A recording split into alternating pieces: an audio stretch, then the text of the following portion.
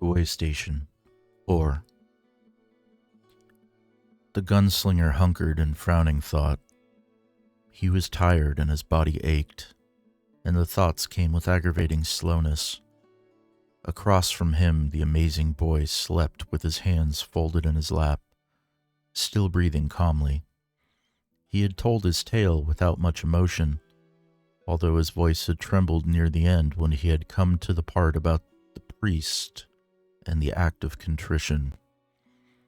He had not, of course, told the gunslinger about his family and his own sense of bewildered dichotomy, but that had seeped through anyway, enough for the gunslinger to make out its shape.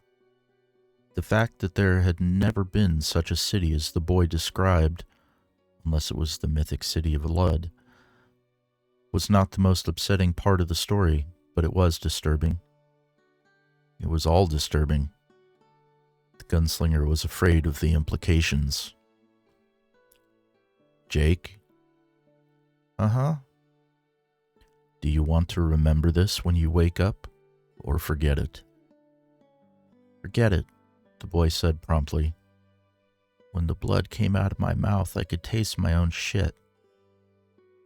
All right. You're going to sleep, understand? Real sleep now. Go ahead and lie over if it do please you. Jake laid over, looking small and peaceful and harmless. The gunslinger did not believe he was harmless. There was a deadly feeling about him, the stink of yet another trap. He didn't like the feeling, but he liked the boy. He liked him a great deal. Jake? Shh. I'm sleeping. I want to sleep. Yes, and when you wake up, you won't remember any of this. Okay, good. The gunslinger watched him for a brief time, thinking of his own boyhood, which usually seemed to have happened to another person. To a person who had leapt through some fabulous lens of time to become someone else, but which now seemed poignantly close. It was very hot in the stable of the Waystation, and he carefully drank more water. He got up and walked to the back of the building, pausing to look into one of the horse stalls. There was a small pile of white hay in the corner, and a neatly folded blanket, but there was no smell of horse. There was no smell of anything in the stable. The sun had bled away every smell and left nothing. The air was perfectly neutral. At the back of the stable was a small, dark room with a stainless steel machine in the center. It was untouched by rust or rot. It looked like a butter churn. At the left, a chrome pipe jutted from it, terminating over a drain in the floor. The gunslinger had seen pumps like it in other dry places, but never one so big. He couldn't contemplate how deep they, some long-gone they, must have drilled before they struck water, secret and forever black under the desert. Why hadn't they removed the pump when the Waystation had been abandoned? Demons, perhaps. He shuddered abruptly, an abrupt twisting of his back. Heat flush poked out on his skin, then receded. He went to the control switch and pushed the on button. The machine began to hum. After perhaps half a minute, a stream of cool, clear water belched from the pipe and went down to the drain to be recirculated. Perhaps 3 gallons flowed out of the pipe before the pump shut itself down with a final click. It was a thing as alien to this place and time as true love, and yet as concrete as a judgment, a silent reminder of the time when the world had not yet moved on. It probably ran on an atomic slug, as there was no electricity within 1,000 miles of here, and even dry batteries would have lost their charge long ago. It had been made by a company called North Central Positronics. The gunslinger did not like it.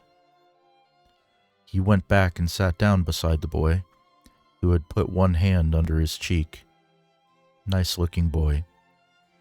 The gunslinger drank some more water and crossed his legs so he was sitting Indian fashion. The boy, Like the squatter on the edge of the desert who kept the bird, Zoltan, the gunslinger remembered abruptly. The bird's name was Zoltan. Had lost his sense of time. But the fact the man in black was closer seemed beyond doubt. Not for the first time, the gunslinger wondered if the man in black was letting him catch up for some reason all his own. Perhaps the gunslinger was playing into his hands. He tried to imagine what the confrontation might be like, and he could not. He was very hot, but no longer felt sick. The nursery rhyme occurred to him again, but this time, instead of his mother, he thought of Court. Court, an ageless engine of a man, his face stitched with the scars of bricks and bullets and blunt instruments. The scars of war and instruction in the arts of war. He wondered if Court had ever had a love to match those monumental scars. He doubted it.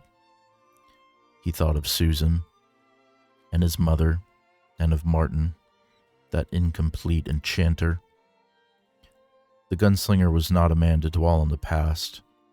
Only a shadowy conception of the future and of his own emotional makeup saved him from being a man without imagination, a dangerous dullard.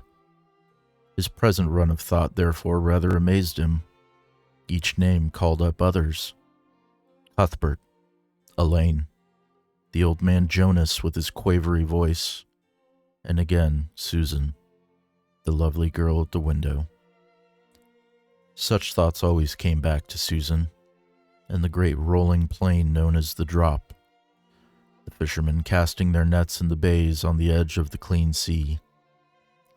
The piano player in Tull, also dead, all dead in Tull and by his hand, had known those places, although he and the gunslinger had only spoken of them that once. Sheb had been fond of the old songs, had once played them in a saloon called the Traveler's Rest, and the gunslinger hummed one tunelessly under his breath. Love, oh, careless love, see what careless love has done. The gunslinger laughed, bemused. I am the last of that green and warm-hued world. And for all his nostalgia, he felt no self-pity. The world had moved on mercilessly, but his legs were still strong, and the man in black was closer. The gunslinger nodded out.